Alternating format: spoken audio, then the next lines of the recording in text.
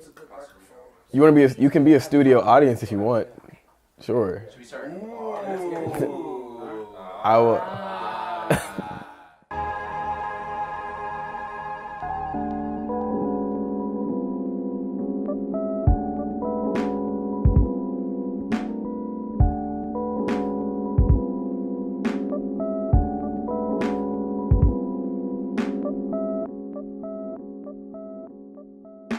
My name is Benji. I'm from Pittsburgh. I grew up in Homewood, on the east side of the city. And I make music.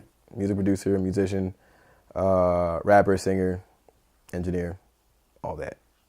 So how I got into music, I've always been a musician since I was like 4. I was a drummer. So I was kind of always around it. My parents used to always play some dope old school records, like 70s funk, 80s funk. And so I was kind of gravitating around that. And then in high school, actually, I got into, it's kind of where I got into rap music. I was like 16, 17. And then, in college is when I started producing, tried to learn it. And then, just kind of took it from there, got my own equipment, and then tried to make something of it.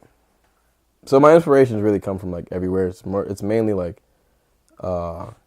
what I was exposed to and kind of like my upbringing. So I was always in church. My parents are preachers. So when I picked up the drums, they made me play for like all the church choirs and stuff. So I do draw a lot of inspiration. And I play to this day, like I play the organ at my church now. So I've always had the gospel music influence. And like I said before, my parents playing like, Earth, Wind and Fire, the Gap Band, all of that, George Clinton, in the house. So I was really big on funk music way before I really got into hip hop. I didn't get into hip hop until like 8th grade, 9th grade, when I bought Kanye's Graduation, first album I ever bought. But before then, I was even listening to rock music like Foo Fighters. I love Tame Impala right now. It's a big influence of mine. Obviously, of course, the greats, Prince, Michael, James, Sam Cooke, Sammy Davis Jr., all that. So my inspirations are kind of everywhere. Basically, the inceptions of music to where it's evolved. So the very first project, actually, that people probably don't even know of, I dropped in 2013. I was a sophomore in college. Dropped my very first mixtape ever, solo. And that will probably never see the light of day ever again. But that kind of preceded everything for me. Like I was, I made a complete body of work that I was proud of, and it actually inspired me to keep going and make more. But then I didn't necessarily like my sound. Some things were changing around me. I was really like trying to figure out who I was because I used to go by a different name.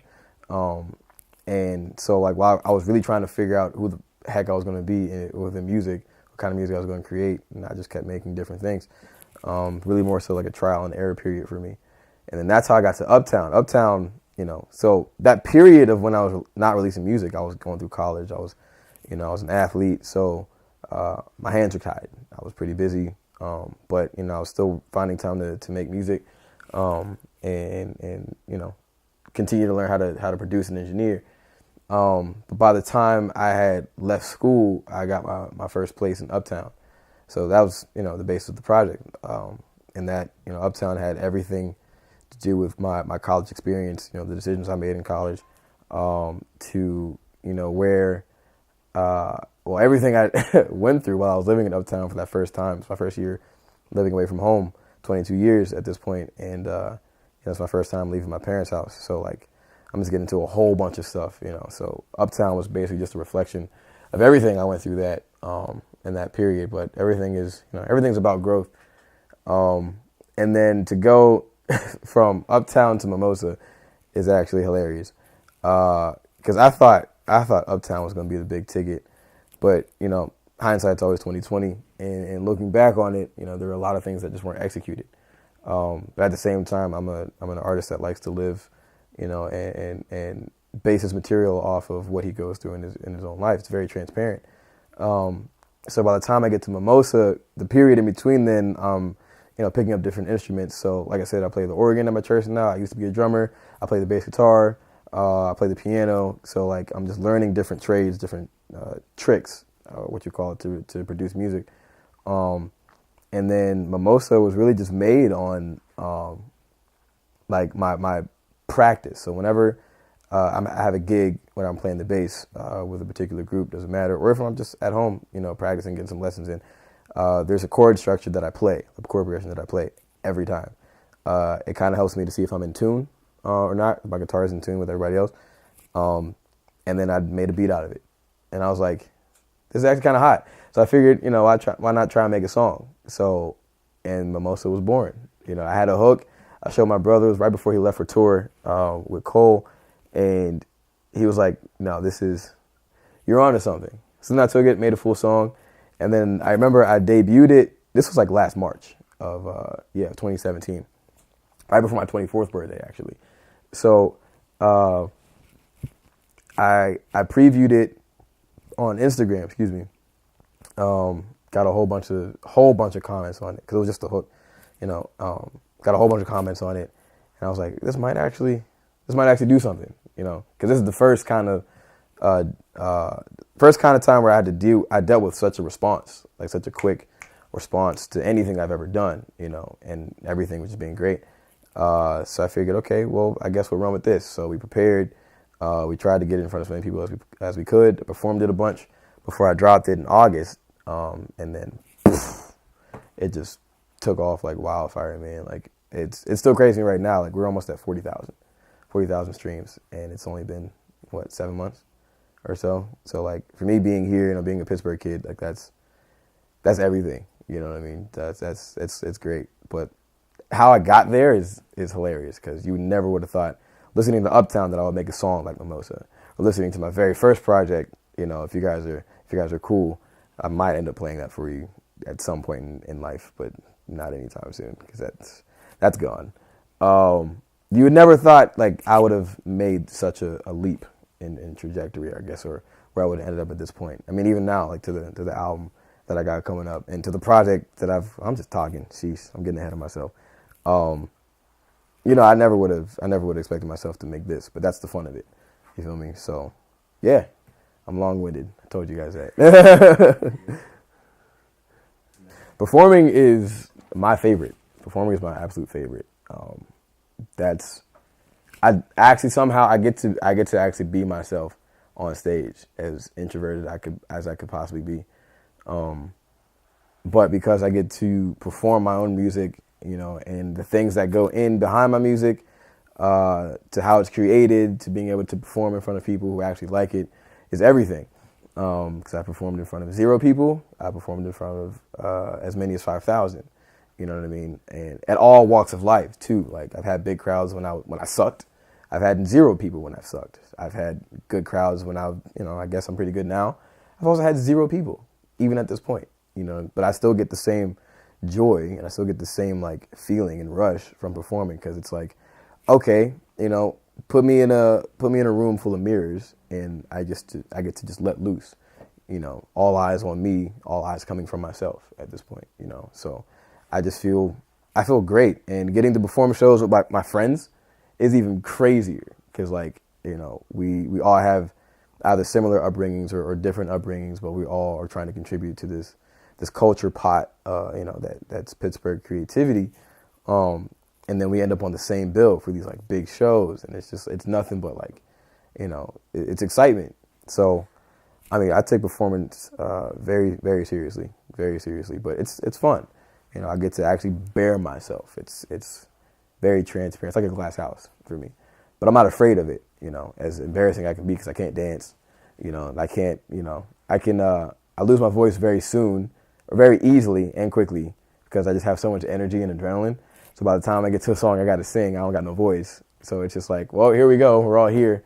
Might as well just deal with it as it is. And every show is one of those, it is what it is moments, but it's always good. So performing is like, it's almost become second nature now, which is cool.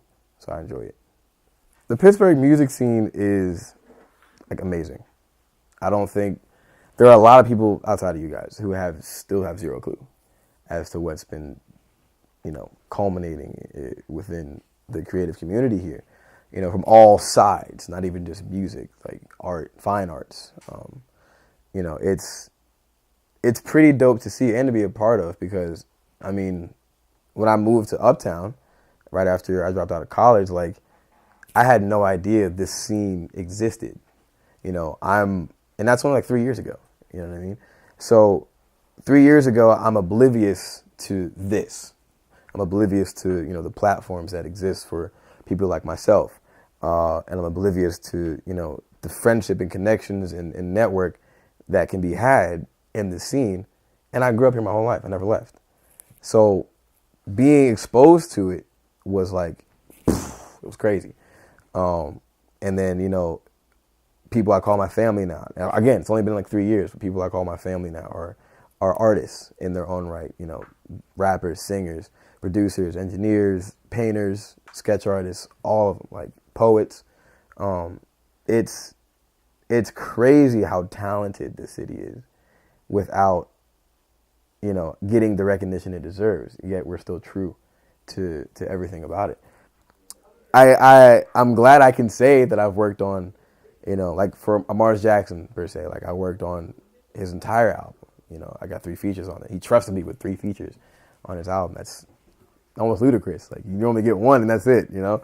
Some other dope artists like Clara Kent. I mastered her whole album. I have a feature and a production on the song. Like, Live from the City. Like, funny thing, one of the single most life-changing events for me is when, like, my equipment got stolen and I had nothing, right? And then Jordan Howard, Live from the City, he donated his equipment to me, like this microphone, his interface and cables. I wouldn't have been able to make the album I just finished for next year without it, because I was pretty down about that. But it's dope. I mean, for anyone to mention me, period, is, I don't know. I get made fun of for being like overwhelmed by like things I should expect, but like I don't want to have those expectations. Like, oh, you should talk about me, right? Like I don't want to do that because I don't want to get ahead of myself. But it's dope. It's dope to be mentioned by anyone, and again, like I just want to do what's best for the city, for the creative culture around here. And, because I do have a lot of work with a lot of people. That is a fact. But, also, being able to just share ideas with people, just being able to be in a room with, without having to say anything, do anything, and to kind of be somewhat, I guess, of an influencer in a way. I don't want to, get big-headed or gloat about that anyway, but, just to be able to help in any way, shape or form, that's what it's all about for me, just to, add my 2 cents. Whether it's, through my own music, just adding to the pot of the city, or by, giving advice, or, offering production or engineering services to anybody, or musicianship, anything. So what's next? A lot of things. We're traveling, finally. We've got a show in Montana. We've got a show in West Virginia. So that's dope. And then, some festivals here. I have another album done. So I just got making a lot of content. Been working on some other artists, their projects too. There's a singer, Zanetta Grant. She's coming out with her debut EP. I engineered the whole session and produced all the music. So that's coming out. Mars's album, obviously. I got three songs on there, which is super dope. They're all my favorite songs. Of course they are. But I also engineered the whole session too. So he recorded the whole album with me last year when I lived on the South Side, so that's dope. And some other things I can't really disclose, but it's cool. It's good. It's gonna be a lot of fun. Yeah, I mean, just keep trying to make better music and grow and evolve as a musician, as an artist, and as a curator of sorts, I guess, of elements of music. And yeah, that's what I can say so far about what's going on next. But yeah, a lot of dope stuff. Let's see. Instagram and Twitter, you can find me at Avatar Benji. Actually on Facebook too, yeah, Avatar Benji. SoundCloud is soundcloud.com/BenjiPGH. I'm also on Apple Music, Spotify, as Benji. My official name Benji with a period. Yeah, you can find Mimosa on there. It's been doing really well on Spotify so far. And yeah, we've got some great music coming out, some videos, some more content for everybody, and you can find it on all those platforms.